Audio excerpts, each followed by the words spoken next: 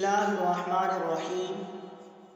السلام علیکم ورحمۃ اللہ وبرکاتہ۔ معزز سامعین اکرام، آج میں آپ کو ایک ایسے کلمات کے بارے میں بتائیں۔ رسول اللہ صلی اللہ علیہ وآلہ وسلم نے فرمایا، دو کلمے ہیں جو زبان پر ہلکے ہیں، میزان میں وزن دار ہیں، اللہ کو بہت پیارے ہیں۔ کلمات کون سے ہیں؟ وہ کلمات ہیں سبحان اللہ و بحمدہ، سبحان اللہ العظیم، سبحان اللہ و بحمدہ، سبحان اللہ العظیم۔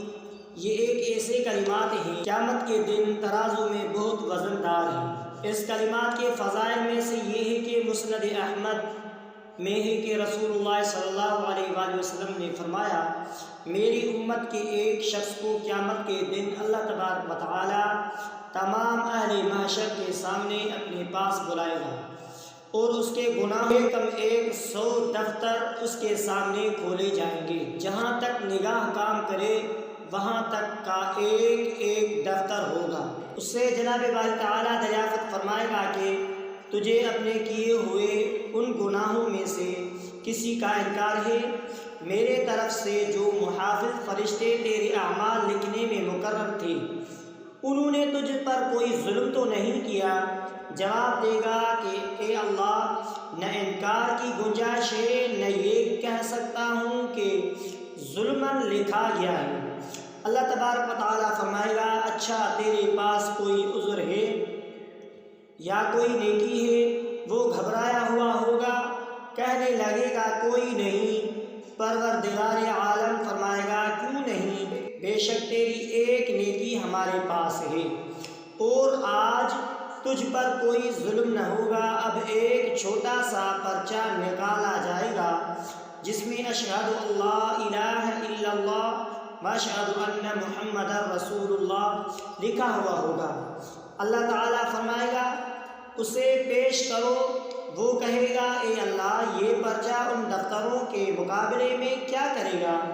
جناب باری تعالیٰ فرمائے گا، آج تجھ پر ظلم نہ کیا جائے گا۔ اب تمام کے تمام دفتر اس دفتر کے ایک پلڑے میں رکھے جائیں گے اور وہ پرچہ دوسرے پلڑے میں رکھا جائے گا۔ اس پرچے کا وزن ان تمام دفتروں سے بڑھ جائے گا، یہ جھک جائے گا اور وہ اونچے ہو جائیں گے، اور رب رحمان رحیم کے نام سے وزنی کوئی چیز نہ ہوگی۔ ابن ماجہ اور ترمذی میں بھی یہ روایت ہے کہ قیامت کے دن جب پس ایک شخص کو لایا جائے گا اور ایک پلڑے میں رکھا جائے گا اور جو کچھ اس پر شمار کیا گیا ہے وہ بھی رکھا جائے گا، تو وہ پلڑا جھک جائے گا اور اسے جہنم کی طرف بھیج دیا جائے گا۔ ابھی اس نے پیٹھ پھیری ہوئی ہوگی، جو اللہ کی طرف سے ایک آواز دینے والا فرشتہ آواز دے گا اور کہے گا، جلدی نہ کر، ایک چیز اس کی باقی رہ گئی ہے۔ پھر ایک پرچہ نکالا جائے گا جس میں لا الہ الا اللہ ہوگا، وہ اس شخص کے ساتھ ترازو کے پلڑے میں رکھا جائے گا اور یہ پلڑا نیکی کا جھک جائے گا۔